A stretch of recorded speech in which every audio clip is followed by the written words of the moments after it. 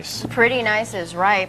Yur.mp4 is in with us this morning. He's been on before talking about health and fitness. Now he's written a new book. It's called Eating for Energy. He's got lots to back him up. He's a registered holistic nutritionist, certified kinesiologist, former professional soccer player, and he's the head strength and conditioning and nutrition coach for the University of Toronto men's soccer program. So he practices what he preaches, Pretty much, believe. yeah. Thank you for coming Thanks in for this having morning. me again. Yeah. Convince me. Okay, well, I do say, like, obviously I agree with the title, Yeah. Eating for Energy. That makes a lot of sense to a person like me. Apparently it works for you because you look great. I don't, on the other hand, but still I'm skeptical. okay. Well, the whole premise of the book really is about eating, coming back to basics, really eating the way nature really intended for us to eat, and in so doing, your energy levels will just get back to where they're supposed to be. Because a lot of us walk around, we're tired, we're lethargic, we know that we're not where we can be, and there's just this flame inside that needs to be ignited. And so what I try to do through this book is really show you how you can do that and explain why it's important to do that. Now, having said that, sorry, Tara. No. Go So, and obviously, come back to me and say, Kelly, you're an idiot and you don't have your facts. But to go back to how we're meant to eat nature and everything, with all due respect, so people in Africa that maybe are forced to do that, their life expectancy is 45 years old. We eat here like we do, and we live to over 80. Why the difference? Well, I think there's a dichotomy here. We have the Western culture, which is, yes, we're living longer, but is our quality of life necessarily better? Probably not. The big three diseases here, cardiovascular disease, cancer, diabetes, and obesity, really, you don't see that in third world countries. They have their issues, and a lot of it has to do with... But cancer is an age disease, and so they don't live long enough to get cancer. Well, I know a lot of people, and I talk about it in the book, who are in their 30s who had prostate cancer. Yeah, right? some. Unfortunately, what's happening in Africa and a lot of third world countries is they don't have a lot of infrastructure in place for cleanliness and preventive medicine like we do here.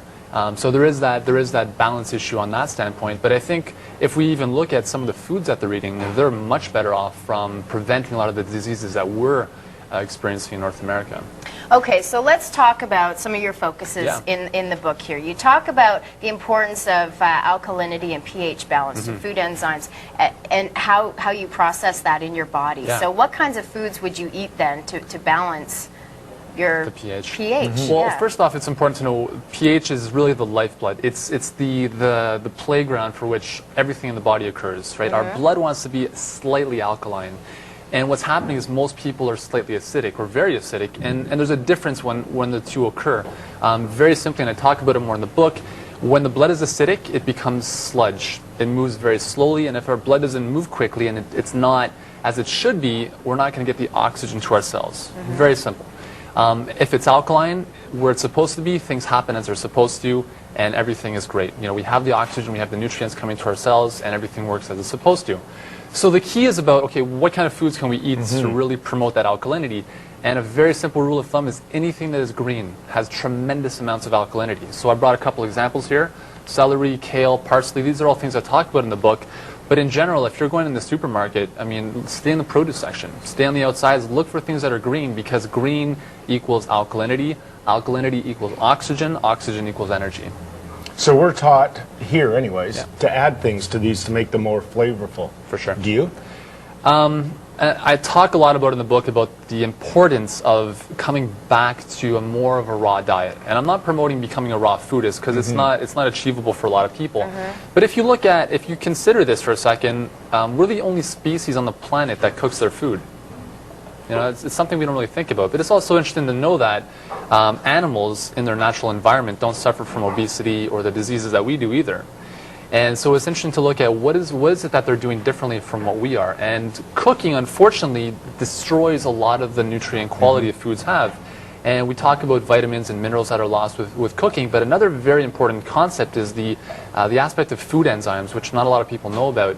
And food enzymes are really, when you run out of enzymes, you run out of life. And food enzymes really give us that longevity. They are the spark plugs for any and all metabolic reactions in our body. And when you eat foods in their living state, they're actually living, they haven't been cooked, you keep that enzyme quality intact. And when you have the enzymes, everything works that much better. It reduces the burden on your digestive system, and everything just kind of flourishes. Well, I want to ask you about that because I get stomach aches when I eat raw vegetables. So why is that? And I know a lot of people do as well. So again, it could be a transition issue. It could be a lot of times because there are a number of things. If you're used to eating more of a cooked diet, it does take some time to kind of transition into incorporating more raw foods. But I think a very simple approach is if you can incorporate things like smoothies, juices, that's a great start. If you can't handle some of the vegetables that might be a little bit more fibrous, then I highly recommend juicing. Juicing is one of the best ways to get tremendous amounts of nutrients and alkalinity into your body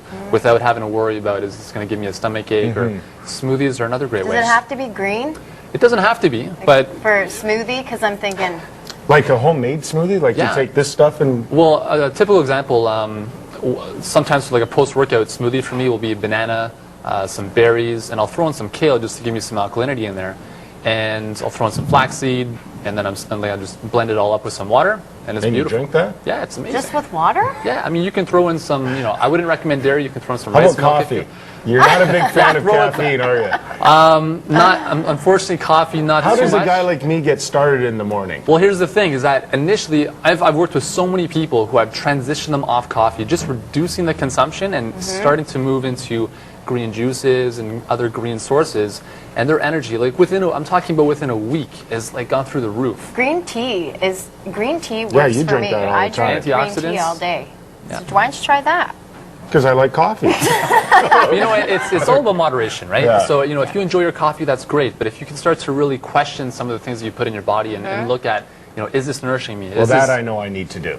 Well, okay, let's talk about what everyone in the health industry seems to say is the most important meal of the day, breakfast. I know. And you don't eat it. I don't. How important is that?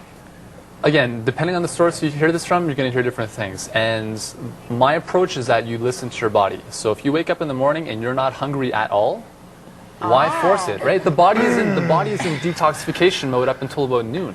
So if we're constantly putting a lot of food into it during that time, we're taking the energy away from detox and elimination into digestion. So some days you may have breakfast, other days you may not? Yeah, like this morning I had a half a cup of a little smoothie. That was about it. Some days, if I've done a workout in the morning, I might need something a little bit more substantial. Well, what about people who say, it's 10 o'clock at night, I'm going to bed, but I'm kind of hungry? I would say go to bed. Have some water Don't eat. and go to bed. I agree with that. Because when you eat late at night and you go to bed, you are going to feel like you've been hit by a truck first thing in the morning. Okay.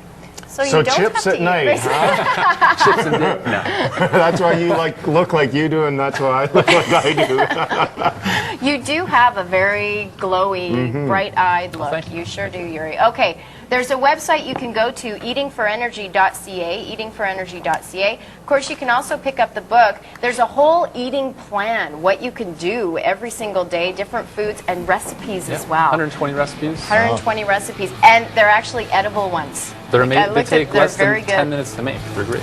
Good stuff. Thank you very much, Thanks a lot Yuri. for having me. Yuri. Thank you. So, did he change your mind, Kelly? We're working on it. We're working on I know I need to be healthier. There's no question about that. A kale shake for Kelly coming right up.